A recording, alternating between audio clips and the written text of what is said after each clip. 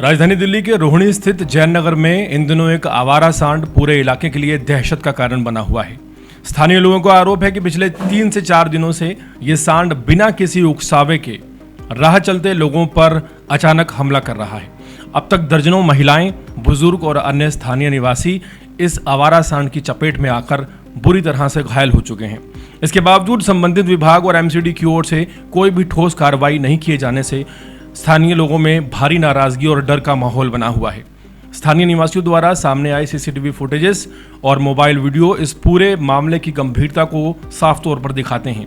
इन videos में देखा जा सकता है कि सांड अचानक गलियों में दौड़ते हुए लोगों पर हमला कर देता है। कई महिलाएं अपनी जान बचाने के लिए भागती नजर आई हैं। कुछ बुजुर्गों पर हमला किया है और जो बुजुर्ग हैं वो सड़क पर गिर जाते हैं।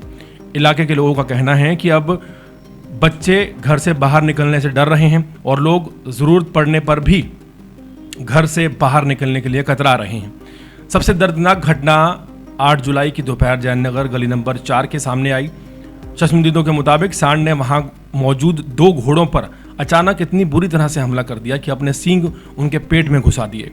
गंभीर रूप से घायल दोनों घोड़ों की जान जा चुकी है और दोपहर में यानी कि आज दोपहर उनके शव को वहां से हटाया गया है।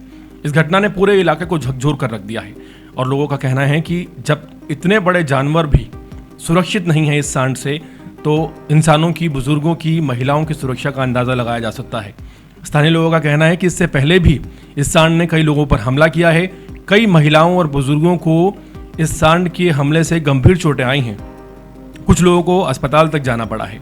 निवासियों का दावा है कि उन्होंने कई बार संबंधित विभाग और एमसीडी में शिकायत दर्ज कराई है, लेकिन अब तक ना तो सांड को पकड़ा गया है, ना ही इलाके को सुरक्षित बनाने के लिए कोई भी प्रभावी कदम प्रशासन की तरफ से उठाया गया है। इलाके में यह भी आशंका जताई जा रही है कि यह सांड संभवतः पागल है, रेबीज या किसी अन्य गंभीर बीमारी से पीड़ित है, क्योंकि ये बिना किसी कारण के लगातार राह चलते लोगों और जानवरों पर हमला कर रहा है और वो भी जानलेवा हमला।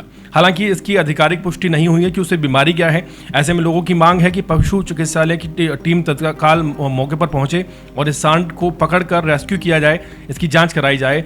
यदि वो बीमार है, आक्रामक है, तो सुरक्षित तरीके से उसे पकड़कर उपचार के लिए भेजा जाए। जैन के निवासियों का कहना है कि अगर समय रहते इस सांड को नहीं पकड़ा गया तो कोई बड़ी त्रासदी हो सकती है।